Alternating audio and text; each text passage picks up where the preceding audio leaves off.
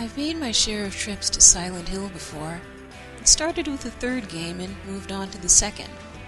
I tried to play the first, but, well, that'll have to wait until I have more patience to learn the controls. I have to say that Silent Hill 2 made quite an impression on me. The story is just so grown up and unlike anything I'm used to finding in a game. It starts with a man named James Sunderland, whose beloved wife Mary became ill and died 3 years ago. Or at least that's what he thought until he got a letter from her. It said she was in Silent Hill and waiting in their special place. With that letter and Mary's photo in hand, James ventures into Silent Hill to solve the mystery. But really, as you see when you play, there's more to it than that. I doubt it's just coincidence that James's tale begins with him taking a long look in the mirror. Now you might be wondering where I'm going with all of this. Long story short, I recently visited Silent Hill myself. Not just in a game, mind you. I went there for real. You see, I had just wrapped up my review of Castle of Illusion. I had just changed clothes and was about to take the green screen down when I got a phone call. The voice on the other end of the line sounded just like mine. "Stop what you're doing," said this echo of myself. "I want you to get in the car right now, and I want you to drive." I asked why and where to. She assured me, "Don't worry, you'll know. I'm going to take you there." Then, before I could ask for her name, she simply hung up. I can't make sense of it rationally, but I felt I had to do what she said. So I left some food for Casey, headed out the door, and drove for what felt like forever. And indeed, I found myself in a familiar place. At some point, James Sunderland had walked down the same path. When James went to Silent Hill, he encountered his past sins, and many reflections of his own psyche wrapped in twisted flesh, his memories of his ill wife trapped in her own skin, desires he had to suppress when Mary couldn't bear his touch. Apparently, this became an obsession the longer he refrained, or maybe he had issues with women he was trying to suppress. He also found perhaps the living, breathing fantasy of what he wished could be. But the most fascinating of all was the sum of James's guilt as well as his aggression. This was the figure called Pyramid Head, who often appeared to torment him, or to guide him towards an answer he never wished to see. Whether or not James conquers that guilt, and even what sort of person he is, depends on the actions he takes. So what brought me to Silent Hill? In the case of James and 2 other people he encountered, they came for punishment, atonement, conscious or otherwise, for whatever crimes they felt they had committed.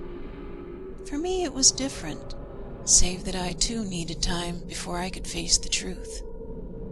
Knowing the rules of Silent Hill, the first thing I did was look for a radio. I found one sitting pretty much where James had found his. Mine was a discarded Walkman. Given where I was, it came as no surprise to me when I could hear it without the headphones. And the flashlight? Already had one. I never leave home without it. No luck finding weapons, though. I was on my own. The thing is, I saw no monsters at first. I could hear them. I could feel them. The only things I saw were shadows passing by. Still, those shadows frightened me as much as anything. I tried to get away from them, but they were always there. Then, in a place that looked, well, safe enough, I found a letter on the floor that was addressed to me. It told me to go to Woodside Apartments, so that was my next stop. On my way, I worried since I knew what James had found. But I had to know why I had come to this place. I wasn't quitting now. I was still running from shadows in there. Then I came to a dead end where it seemed like they were all gone. I squinted through the bars and thought I knew what I would see, but the figure that I found instead, familiar as she was hardly what I had expected. You see, I had met her once before, but thought it was a dream. She claimed she was my better half, a me that had no inhibitions. I tried to ask who she was and if she had brought me here. Then I heard an awful sound coming from nearby. What I saw, it was the first monster that appeared solid and real. Pure bloodlust and visceral terror lumbering right towards me. I turned off my flashlight so that hopefully it wouldn't follow and ducked out as fast as I could. As I kept progressing, finding clues along the way, occasionally that monstrous thing would come after me. I never knew for sure where it was or where it might be waiting. Every time it just showed up without any warning. I hid, I ran, but I couldn't fight. What would be the point? Those shadows, though, they never really attacked. All they did was scare me. But trying to keep that in mind was easier said than done. Eventually, I reached the same chamber where James had conquered his fears. If I'd find answers anywhere, this would be the place. I went through the door and found that other version of myself. She held up her hands to show she was unarmed. Then she spoke to me. "Do you understand it now?" she asked. "I'm doing you a favor. There's no running away this time. You're going to have to fight." I heard footsteps behind me and turned to face what I was sure was going to be the monster. That was what it was at first, but then it began to change. I didn't like that knife she was holding, but she never threatened me with it.